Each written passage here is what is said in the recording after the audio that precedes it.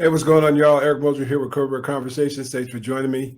In this video, we're going to be discussing or breaking down a recent interview with Jacob Blake. Yeah, he's back at it, y'all.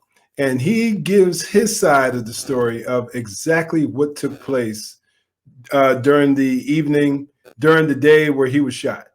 So let's jump right in. But before we do, make sure you hit that like and subscribe button so you never miss out on any of my newer content. Make sure you hit that notification bell.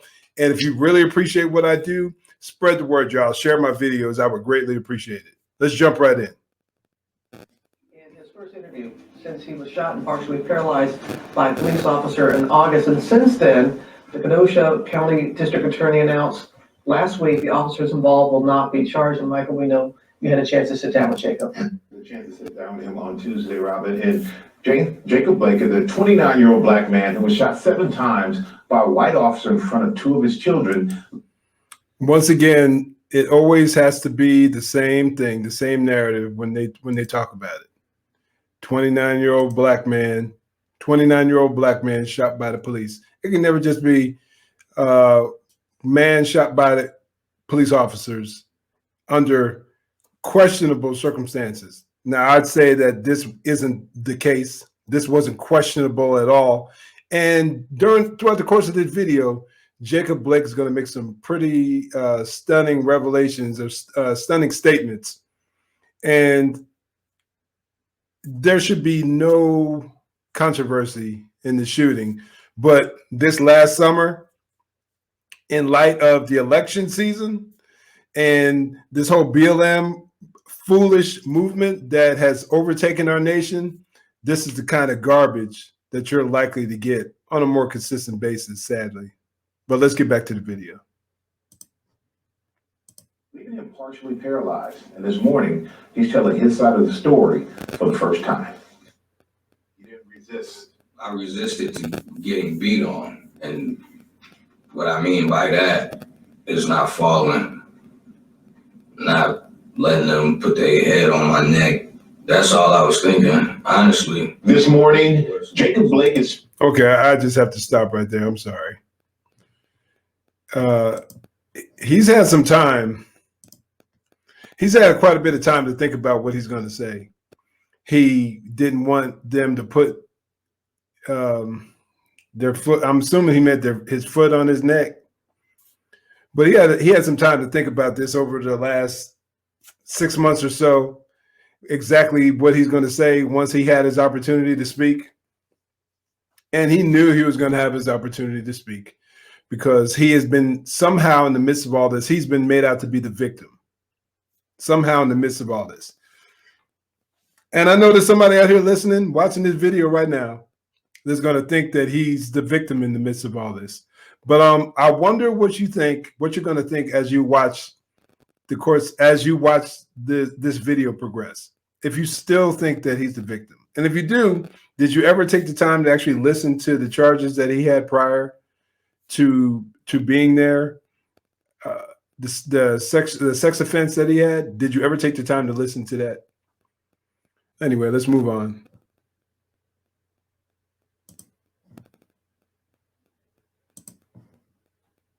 Speaking out for the first time, almost 5 months after being shot 7 times by police, leaving him partially paralyzed.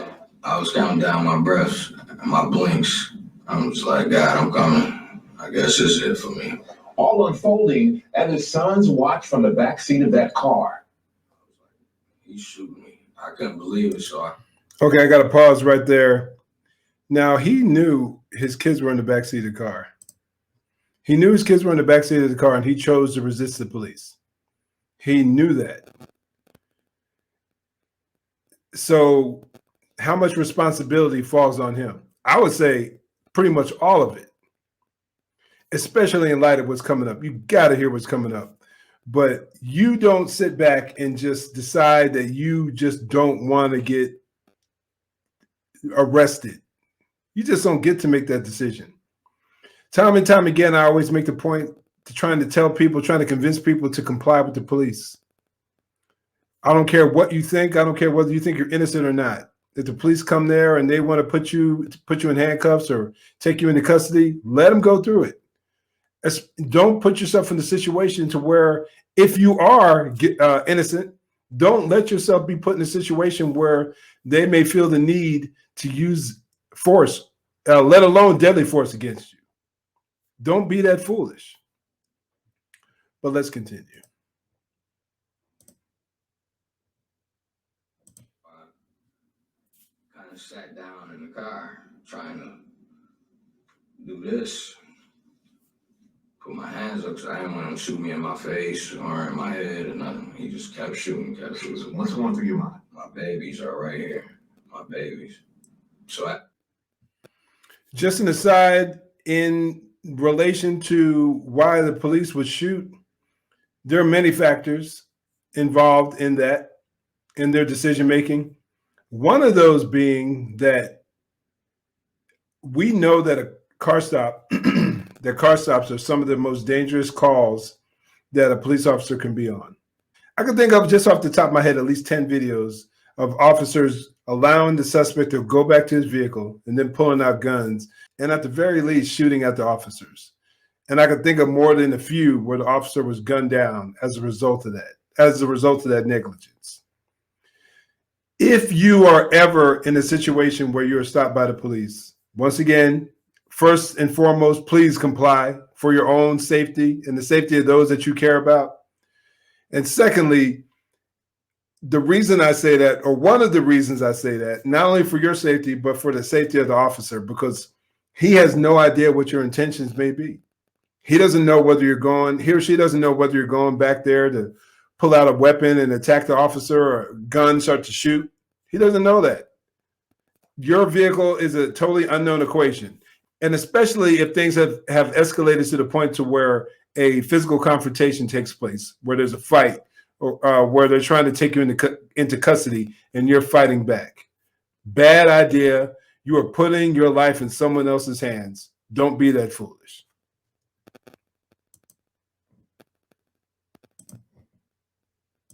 after he stopped shooting me, I said, "Daddy, love you, no matter what." I thought it was gonna be the last. I thought it was gonna be the last thing I say to them. Thank God it wasn't. The incident once again sparking protests across the country, adding fuel to a fire that had been burning all summer since the police killing of George Floyd. I didn't want to be the next George Floyd. I didn't want to die. It was August 23rd, and Blake was at the house of LaQuisha Booker, the mother of 3 of his children. They were celebrating their son Israel's 8th birthday when an argument broke out between Booker and a neighbor. So I just wanted to get them, I wanted to leave. My son is inside. Tears was coming out of his eyes. And he said, "Daddy, you sure it's my birthday?" I'm like, yeah, you know, I was like, I'm gonna take him to the store again, make him forget about all this. As Blake prepares to leave, Booker calls police. I want to say an emergency. Yes, I need the officer. Neighbor Blake is here and he has the keys to a rental that I purchased that I need to take back and he's not trying to release it. Police respond to a, quote, family trouble. They're told there's a warrant for Blake on domestic violence offenses and sexual assault. What are you doing when they show up? At that time, I'm walking out. I hadn't done anything, so I didn't feel like they were there for me.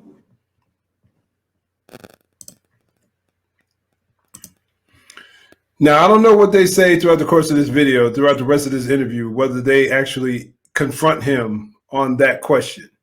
Do they ask him, what about those charges? Why not ask that question? Why not ask that question? That is a crucial question that should be asked, unless they are just simply a part of the narrative and they just want to continue to paint him out to be the innocent bystander in this whole equation. And it would have also had been really nice had they talked to his baby's mom to find out her side of the story. Somehow she's been lost in the midst of this whole thing, this whole ordeal. You see domestic violence call, you see sexual assault, not one question yet. They asked him what was he doing there, but that's That's a softball question. He can respond to that. Well, I just want to be there for my kids or whatever. But man, I miss the days where reporters actually cared about what went down instead of trying to paint a picture for you to believe, instead of trying to paint a narrative. But that's where we are now, sadly. To put one of his sons in the car, and that's when he says he felt someone grab his arm. I took my arm away in a human reaction after. And one more thing. Why is it that we have not yet, you saw the dash cam video, that there's actually dash cam footage out there. If anybody out there has seen the dash cam footage and if maybe I just overlooked it, maybe I've just missed it. If you've seen it, please share it with me. But why is there no dash cam footage whatsoever in the midst of all this? I know they had no body cameras, but and maybe it's irrelevant. Maybe the vehicle got shut off and there's no video footage at all. But if there is, I wonder why that hasn't been shared and made public. I realized that it was the police, and it's like, because when I did that, you slammed me up against the truck. Before the cop grabbed you, did they say anything to you? No, not at all. According to the Wisconsin Criminal Investigation Report, Officer Shesky recalled saying, quote, "Let's talk about this." I really wonder, man, I wish they had body cameras. Or I know there are a lot of people out there with phones. Maybe no one started recording prior to what we saw. But I find it weird. I find it odd and hard to believe that the officers said nothing to him. They just grabbed him initially. I'm not saying it's impossible, because Lord knows I've seen some cops do some pretty wild and silly things. But that right there sounds a little hard to believe, that they weren't at least trying to communicate with him. Hopefully we'll find out. Maybe we'll never find out. He said Blake put his child in the car and turned to face him. Shesky said he then grabbed Blake's arm to put him under arrest and told Blake that he had a warrant. They didn't say why they were there? They didn't say anything to me. Did they tell you that they had a warrant for your arrest? No. Some sort of struggle follows. Police believe Blake is reaching for a weapon more than once. Blake denies this. Police deploy a taser multiple times. Blake pulls the taser. Okay. Pay attention what was just said here. Strahan says police believed Blake was reaching for a weapon more than once. Blake denies this. Pay attention to that. Remember that. Out of his skin. Officer Shesky And back it up a little bit. A physical altercation on the ground. Blake pulled the taser prongs out of his skin. Officer Shesky and Blake end up in a physical altercation on the ground. We see you walk away from the officers after they try to grab you. I'm rattled. I realized I had dropped my knife. I have a little pocket knife. Did you hear that? Let me back it up a little bit. I had dropped my knife. I have a little pocket knife. First of all, he said that he denied reaching for his weapon, but then he just said he realized he dropped his knife. So he did have his knife in his possession at the time. You get tased by the police. First of all, you're there. You have a warrant for sexual assault. The police try to make contact with you. You're fighting them off. They tase you. You pull the prongs out. You have a knife in your hand. Then you start walking away from the police. And you're the victim. Somehow you've been made out to be the victim. Boy, these people these days, man, I'm telling you. BLM, Antifa, all these activists out there, these athletes going out there, putting him on their helmet, on their shoes and their shirts and their jerseys. They need to come out and say something about this. They need to come out and make an apology to the families and all these other people. But they don't need to, because no one cares. No one with any position to be heard cares, because everyone has bought into the institutional racism BS crap. The majority of people have bought into it. At least that, I don't know if it's the majority, but too many people have bought into the lies, have bought into the garbage. And this is the kind of nonsense that we see. I remember when this went down, if I'm not mistaken, Kenny the Jet Smith on Inside the NBA got up and walked out because the Milwaukee Bucks decided they didn't want to play because of everything that was going on. Lies. Believing the lies, believing the nonsense. And man, I'm telling you, I'm so tired of it. Tired of it. But I'm glad at the very least you're hearing the truth come out of the horse's mouth. He admitted to having a gun, he admitted to having a knife in his hand, and he admitted to pulling the taser prongs out and resisting the police.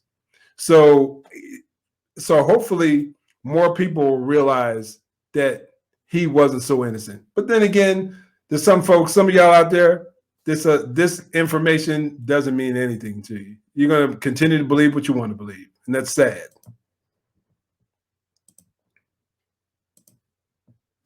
So I picked it up after I got off of him because they tased me and I fell on top of him. With an open knife in hand that Blake says fell out of his pocket, he walks around the front of the... So they just showed the knife. He said it fell out of his pocket. Okay, maybe that's true. But after everything that went on, you get tased, the knife is on the ground, you reach down to grab it. You asked for everything that you got. Bottom line. Everything that you got, you asked for it. You ain't innocent, bro. Not at all.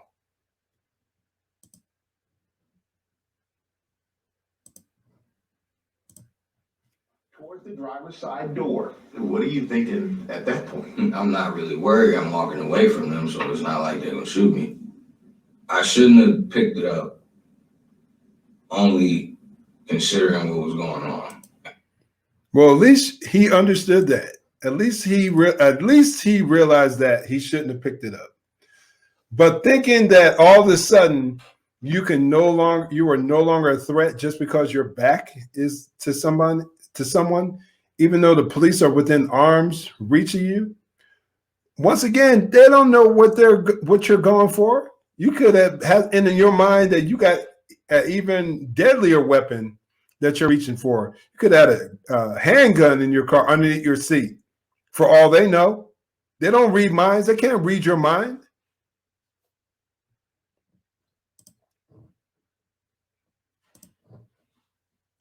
At that time, I wasn't thinking clearly. You were thinking once you get the knife into the car, you were going to just say, throw myself to...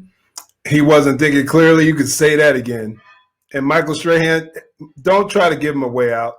And let me back this up here real quick. You got to hear this again.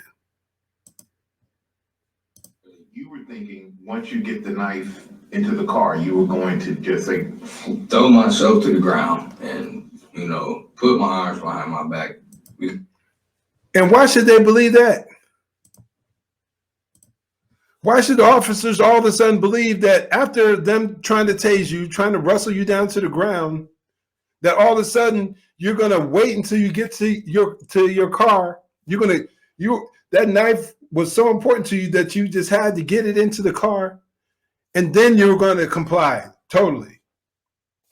Man, come on now. Man, I might have been born tonight, but it wasn't last night. Man, that's some nonsense. Straight up. I don't even know what to say. Because if they did it there and they killed me there, everybody was shit. According to the Wisconsin Criminal Investigative Report, Officer Shesky says that Blake drove the knife towards Shesky's body.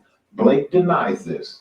Blake opens the car door, and at that moment, Officer Shesky grabs the back of Blake's shirt and starts shooting.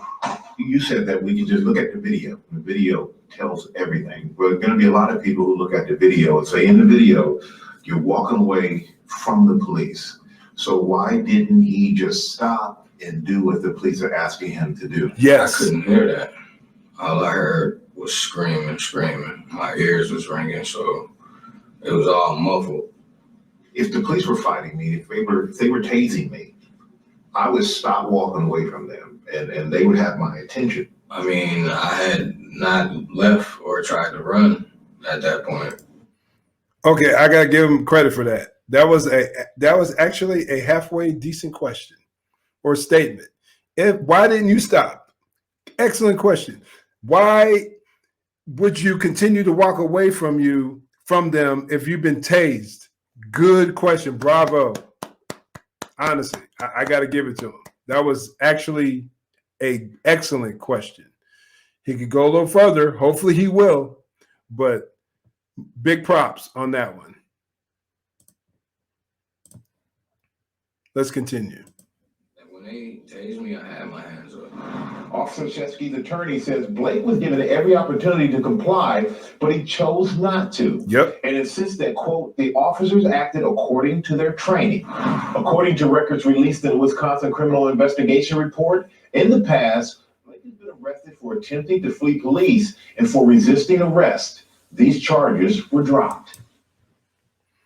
And if the report is anything, and if their screen is anything like what we had, whether or not the charges were dropped or not, now I don't know if that's true, but those arrests would still come up on the police report on their computer, because more than likely when they're driving there, they're learning all these different things about who they're coming in contact with, because his baby's mom said that Jacob Blake was there. So they're going to run his name. They're going to get his information. So by the time they get there, he has a warrant for sexual assault. This is what the officers know. This is what the information that they're getting. Warrant for sexual assault, prior history for resisting arrest. Then what happens when you get there? He resists arrest. So we're going to say, well, he's had run-in with the law in the past. Oh, he God. doesn't deserve any sympathy. If you're a black person in America and you're not perfect, then they say, oh, it was justified. It's like our children have to be angels. And we know you're... Okay, man, this Benjamin Crump, let me tell you something. This dude, I actually took some time and read his book called, I think it's called Open Season. Not that kind of drivel. At no point, he totally deflects. Doesn't even address the question. Doesn't even address it. He just brings it around to race, because he knows that that's an area that most people aren't even going to challenge. Oh, you have to be perfect. Dude, you're fighting the police. That's not perfection. That's just common sense. That's basic low-level common sense that a grown man should know. It's ridiculous. And you got idiots out there like this Benjamin Crump, who just stirs the pot. Ambulance chasing, stirring the pot. Disgusting.